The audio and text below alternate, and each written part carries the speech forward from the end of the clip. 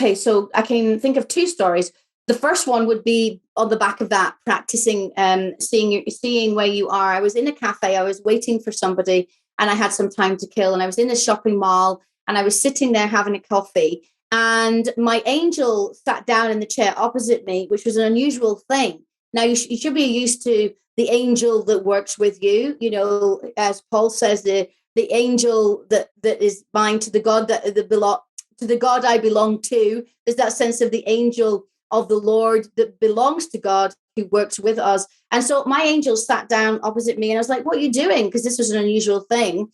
And when I'm talking to the angel, I'm not talking like I'm talking to you. I'm talking inside. I'm talking without words from my mouth. And so I'm asking what's doing. It's just wait and watch. And so I was waiting and watching. I was watching the escalator because I felt like he was saying, watch the escalator. A couple was highlighted to me on the escalator. They came down and they sit in the table opposite me.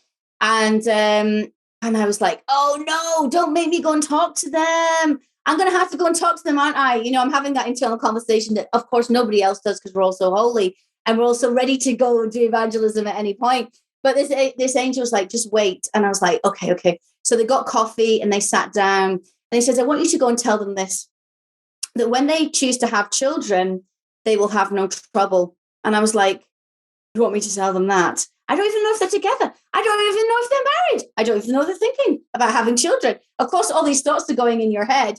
But I'm a prophet. I hear from God.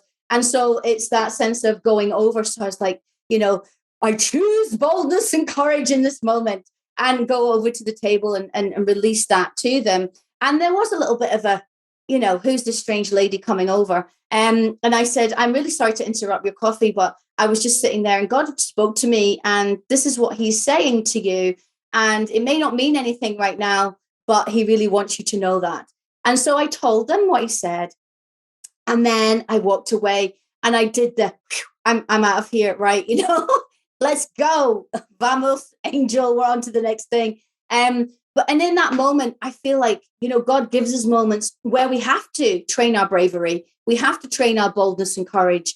And actually nothing gets changed if we're just going to sit in a meeting in a church or sit in our own thoughts and just get revelation for ourselves.